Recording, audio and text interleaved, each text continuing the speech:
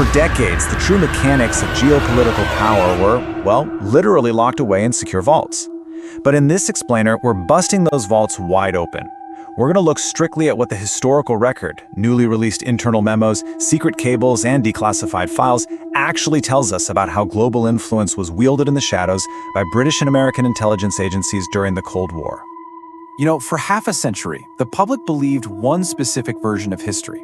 We had the official statements, the press briefings, the diplomatic denials. But you really have to ask yourself, what actually happens when that 50-year seal is finally broken? As you'll see, the documents released at the half-century mark don't just, fill in a few blank spaces in a textbook. They absolutely fundamentally reorganize our understanding of state behavior and diplomatic complicity. And it all comes down to the 50-year rule. It's like a giant puzzle coming together decades later. Through mechanisms like the United States Executive Order 13526 or similar frameworks in the UK, files that have been fiercely guarded for decades are finally thrust into the public domain. And what they consistently expose is this massive, frankly shocking gap between a nation's democratic public face and its covert shadow operations. So, here's our roadmap for this explainer. We'll start with the 50-year secret, move into Britain's black propaganda, uncover the cryptographic trap, dive into coups and complicity, and wrap up with the anatomy of secrecy. Section 1. The 50-year secret and the reality of a dual existence. So, these declassification rules routinely expose a pretty stark reality. Geopolitical calculations frequently overrode public commitments to sovereignty. It's wild to see on paper. These records demonstrate that while governments publicly championed international law and democratic norms, behind closed doors, they were simultaneously running highly coordinated, self-preserving security operations entirely out of public view. Section 2. Britain's black propaganda and the dark arts of information warfare. Enter the Information Research Department, or the IRD. This was a clandestine unit operating right out of the UK Foreign Office.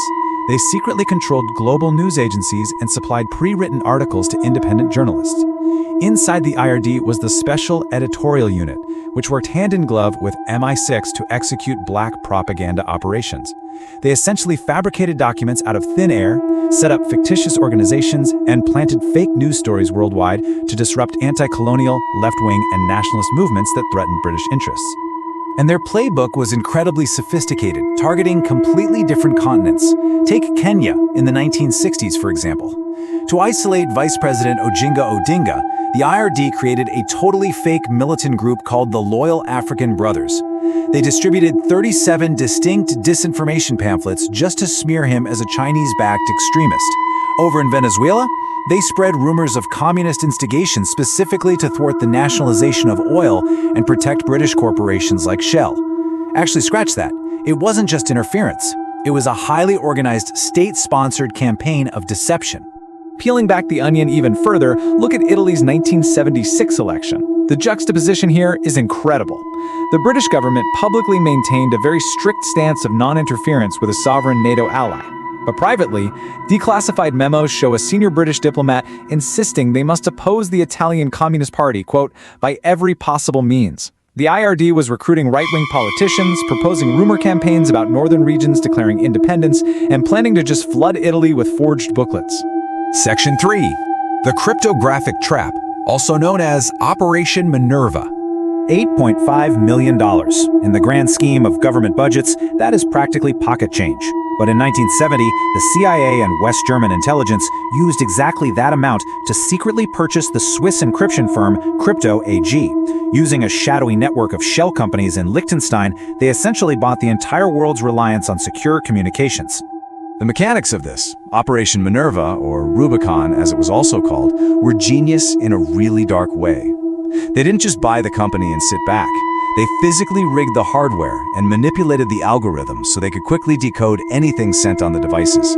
They made secure models for friendly governments and completely rigged systems for everyone else.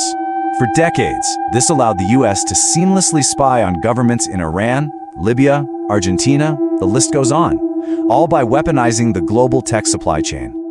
A declassified CIA report literally calls this the intelligence coup of the century, and it's easy to see why.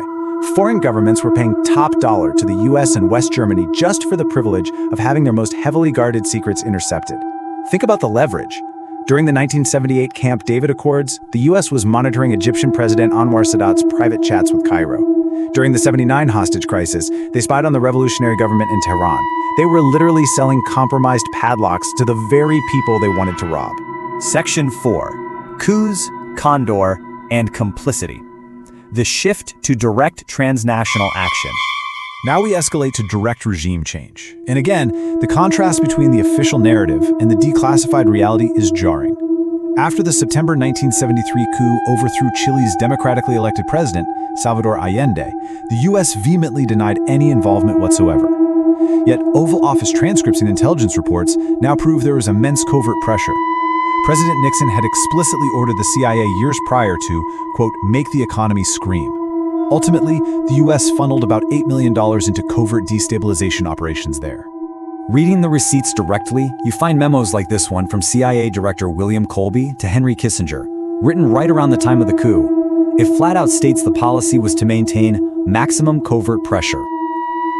So while the CIA might not have literally pulled the trigger on the day of the military takeover, this sustained covert support for the political opposition engineered the exact conditions that allowed General Augusto Pinochet to seize power. And that takeover had massive ripple effects, leading to Operation Condor.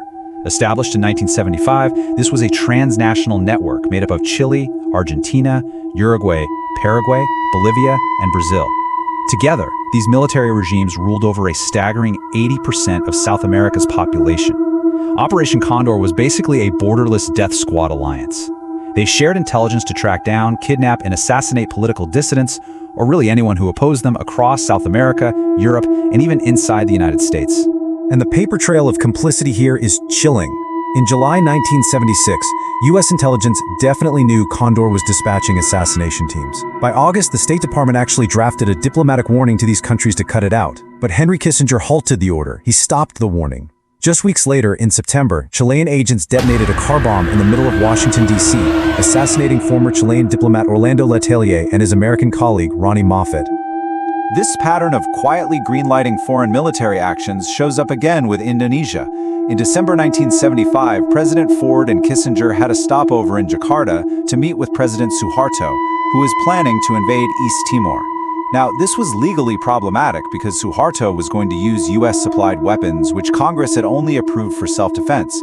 But instead of saying no, the declassified transcripts show Kissinger essentially saying, go ahead, just wait until we leave the country so we aren't implicated. Suharto's invasion began the very next day. Section 5. The Anatomy of Secrecy. What does this all mean for us today? The main takeaway from this explainer is that declassifications don't just add footnotes to history, they rewrite the whole book. We've learned that relying solely on real-time official narratives is incredibly risky. We've seen firsthand that commercial technology, like encryption devices, is almost never neutral. And most importantly, we have to acknowledge the structural duality of democratic states, the repeated willingness to sacrifice international law and human rights in the shadows to secure regional alliances or wage ideological battles. Which brings us to the end, and honestly, to a pretty unsettling question. Considering the sheer scale of the Cold War shadow playbook we just unpacked, from fake rebel groups in Kenya to rigged Swiss tech to complicity in Washington, D.C. car bombs, what geopolitical realities of today are happening right under our noses, completely hidden from public view, that we literally won't understand for another 50 years?